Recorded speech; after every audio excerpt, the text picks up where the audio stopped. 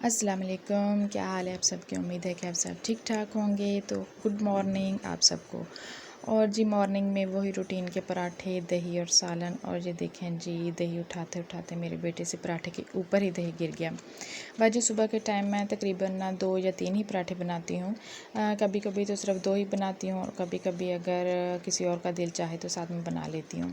अच्छा जी, नाश्ते से फ़ारिग होने के बाद मैं दोबारा फिर आ गई किचन में। और सारा दिन इतने बर्तन होते हैं ना, कुछ मेरे रात के बर्तन थे और कुछ मेरे सुबह के बर्तन थे।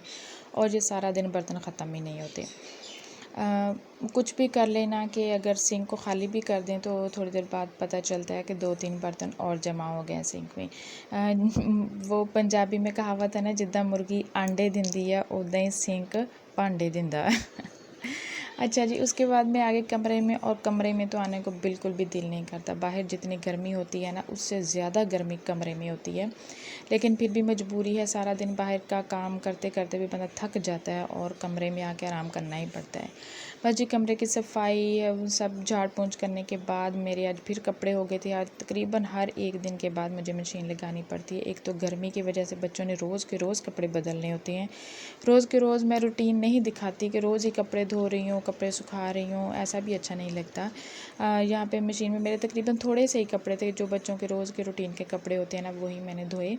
और मौसम ठीक भी था और नहीं भी था। थोड़ी देर में धूप निकल आती थी और थोड़ी देर में ही बादल हो जाते थे। लेकिन कोई बात नहीं, अगस्त का आखिरी महीना चल रहा, आखिरी दिन चल रहे हैं अगस्त के। और बड़े कह रहे थे कि अगस्त में ना थोड़ी सी गर्मी ज़्यादा होती है, इसलिए कि ये गर्मियों के एंडिंग वाले दिन होते हैं। बस जी, कपड़े धोने के बाद मैं अपनी चली गई सिस्टर के घर। वहाँ पर जी बच्चों ने खूब मस्तियाँ की, थोड़ी सी मैंने शूटिंग भी की और बस जी चाय पानी पी के मैं घर वापस आ गई। और रात को मैं बनाया था ये मिल्क शेक। और मेरे बेटे को आदत है, जब तक वो मिल्क शेक को 1, 2 या 3 बार छान ले ना ले, उसकी तसल्ली नहीं होती। बस जी, मैं भी उसे कहती हूँ खुद ही छान लो और ख़ुद ही पी लो, मैं मुझसे नहीं अब होता। अच्छा जी, मैंने अपने कपड़े प्रेस कर रही थी, मुझे कहीं जाना था और मैंने देखा कि दुपट्टा तो मेरा धुला ही नहीं है। लेकिन फिर भी मैंने ना शलवार कमीज़ को प्रेस कर लिया।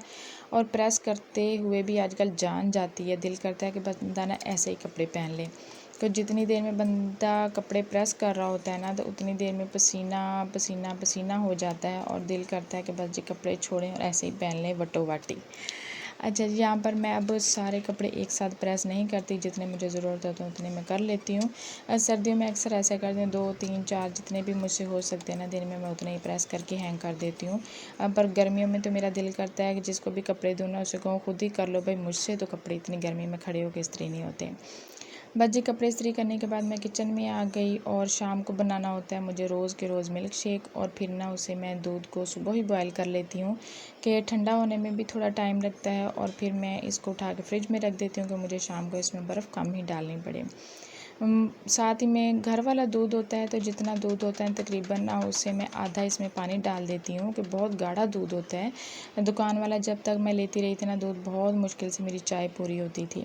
अच्छा, साथ में मेरी अभी दोपहर का भी टाइम हो रहा था, तो मैंने सोचा जितनी देर में दूध गर्म हो रहा है उतनी देर में मैं रोटियां भी बना लूँ, क्योंकि बार बार किचन में आना बहुत मुश्किल हो जाता है। बाहर से धूप, इधर से चूल्हे का सेक, और बहुत मसला हो जाता है मुझे रोटी बनाने में।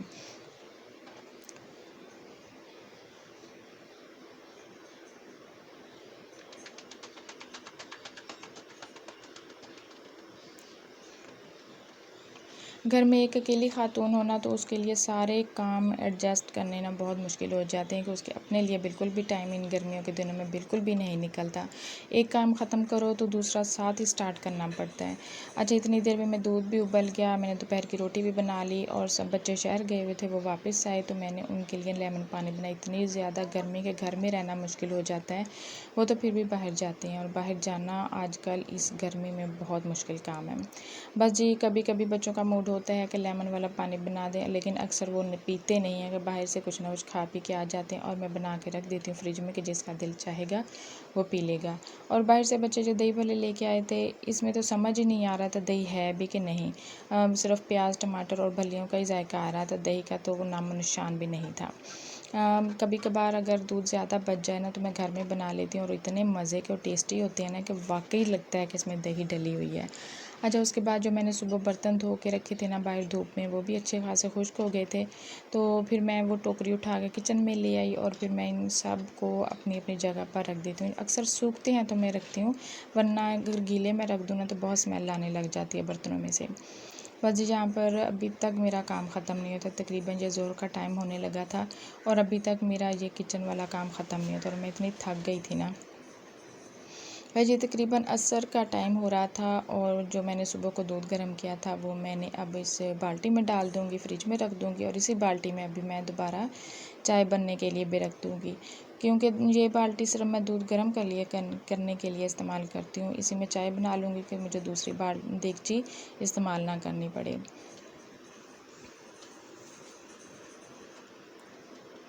जितनी मर्ज़ी गर्मी हो, चाय के बगैर तो गुजारा ही नहीं होता। बस जी, यहाँ पर जब मैं चाय बना लेती हूँ उसके बाद ही मेरी आँखें खुलती हैं। इतनी गर्मी में ना आँखें खुलती हैं और ना ही अच्छी तरह नींद आती है। बस एक तरह से ना सुस्ती पड़ी रहती है बंदे को, कि ना काम करने को दिल चाहता है और ना ही काम छोड़ होता है। अच्छा, जितना मर्ज़ी से मैंने सुबह भी बताया था, जितना मर्ज़ी सिंक को खाली कर लो ना, थोड़ी देर के बाद इसमें बर्तन जमा हो ही जाते हैं। बर्तन धो धो के किचन का काम कर कर के इतनी ज़्यादा मैं थक जाती हूँ ना कि कभी कभी मेरा दिल ही नहीं करता, मैं छोड़ देती हूँ ऐसे ही बर्तन, कि थोड़ी देर के बाद फिर किचन में आऊँगी, फिर इतने सारे बर्तन जमा हो जाएंगे तो एक ही बार मैं इन सबको धो लूँगी। ये शाम का टाइम है और आज मैंने बनाने थे काले चने। सब्ज़ी खा खा के, एक तो सब्ज़ी इतनी ज़्यादा महंगी जो बच्चे खाते हैं, और जो नहीं खाते वो तो बिल्कुल भी हम मैं लेके नहीं आती। अगर मैं किसी दिन बना भी लूँ तो बच्चे बहुत मुँह बनाते हैं, और जब मुझे कुछ समझ ना आए ना तो फिर मैं काले चने बना लेती हूँ और ये बच्चे बहुत शौक़ से खा लेते हैं। भाजी, मैं तो ऐसे ही बनाती हूँ, काले चने, प्याज, लहसुन, टमाटर हर चीज़ एक साथ ही डाल के मैं प्रेशर में डाल देती हूँ और उसके बाद जिसको वेड़ लगा देती हूँ। और ये जी मैं टमाटर, अदरक, लहसुन ये सब पीस के मैंने इसमें डाला है। पहले मुझे पता ही नहीं था कि इसमें भी ये चीज़ें पीस हो जाती हैं, तो मुझे कहीं से पता चला, तो बहुत आसानी हो जाती है इसमें पीसना।